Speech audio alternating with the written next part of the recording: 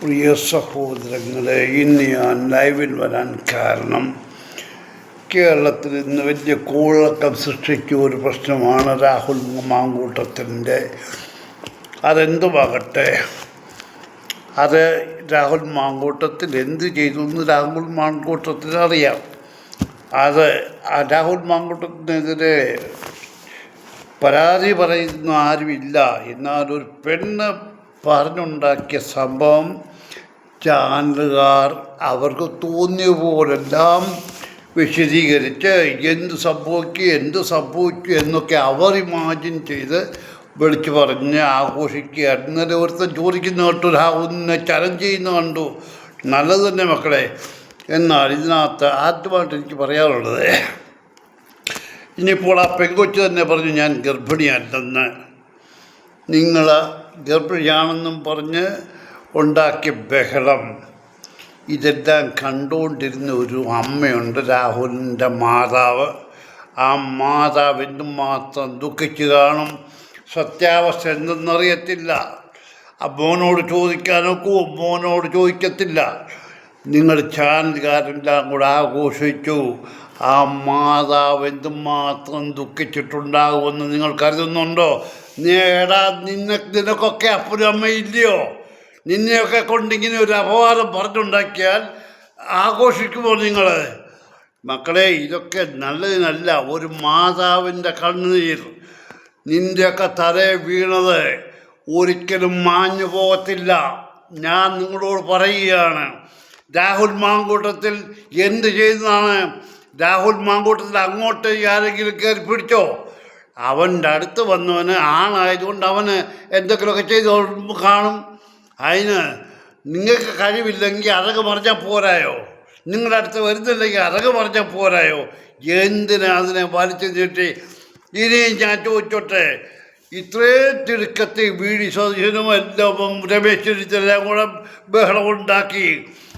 നിങ്ങൾ വീടി സദസ്യൻ്റെ ഏറ്റവും അടുത്ത സുഹൃത്തിൻ്റെ മോളാണ്.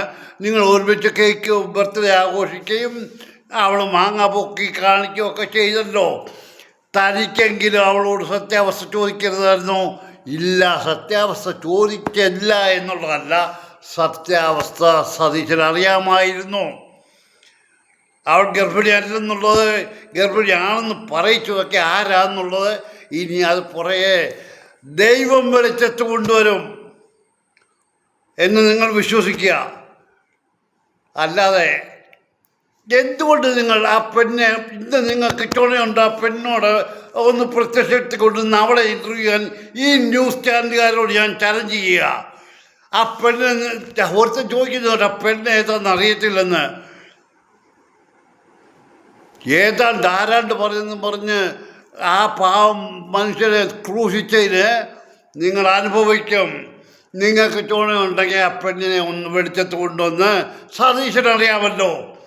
സതീശനെ വിളിക്കുക. സതീശനെ വിളിച്ചിട്ട് സതീശനോട് പറ, അവളെ വെളിച്ചത്ത് കൊണ്ടുവരാൻ പറ. അവൾ തുറന്ന് പറയട്ടെ സത്യം. നിങ്ങളൊക്കെ മനുഷ്യനെ കൊല്ലാനായിട്ട് രാഷ്ട്രീയം ഇന്നൊരു ചൂതാട്ടമായി മാറിയിരിക്കുക. രാഷ്ട്രീയം അതും തന്നെ, രാഷ്ട്രീയം ഒരു ചൂതാട്ടം.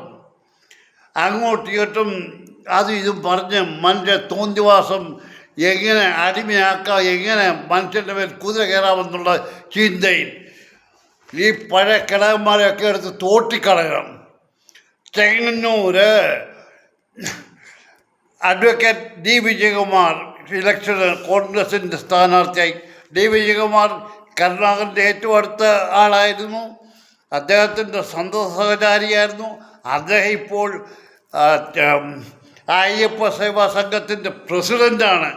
ആ മനുഷ്യൻ ചെങ്ങന്നൂർ ഇലക്ഷൻ നിൽക്കാൻ തുടങ്ങിയപ്പോൾ രമേശ് ചെന്നിത്തല അവൻ്റെ മറ്റവനെ പിടിച്ചിവിടെ കൊണ്ടു നിർത്തി. മാവേലിക്കൽ നിന്ന് അവന് വോട്ട് കിട്ടത്തില്ലറിയാം. അവനെ പിടിച്ച് ചെങ്ങന്നൂർ കൊണ്ടു നിർത്തി. എന്തു പറ്റി? ഇതാണ് നിങ്ങൾക്ക് വരുന്ന കുഴപ്പം, നിങ്ങളുടെ സ്വാർത്ഥത. ഇനിയും നിങ്ങൾ പഠിക്കുകയും ഇനിയും ഈ പ്രാവശ്യം നിങ്ങൾ ജയിക്കുമെന്ന് തോന്നുന്നുണ്ടോ? ഇല്ല, കോൺഗ്രസ് ഇപ്രാവശ്യം ജയിക്കത്തില്ലെന്ന് പറഞ്ഞാൽ നിങ്ങൾ അന്യോന്യം കുതിയാൽ വെട്ടുക. നിങ്ങൾ ആരെയും നോക്കത്തില്ല. ആ പാവം പിടിച്ച അമ്മയുടെ കണ്ണുകയറി നിൻ്റെയൊക്കെ തല വീണു. ന്യൂസ് ചാനലുകാരെ ഈ രാഷ്ട്രീയ നേതാക്കന്മാരെ, ഈ കള്ളക്കളി കളിച്ചവന്മാരെ, രാഹുലിനെ വേണ്ടെങ്കിൽ അവനെ നേരെ പറഞ്ഞുവിടെ. അവൻ്റെ പേരിൽ ഇത്ര പ്രശ്നം ഉണ്ടാക്കേണ്ട കാര്യം എന്തുവാ? നിങ്ങളൊക്കെ അനുഭവിക്കും ആ തള്ളയുടെ കണ്ണുനീര്. ഇപ്പം ഇത്രേ ഞാൻ പറയുന്നുള്ളൂ.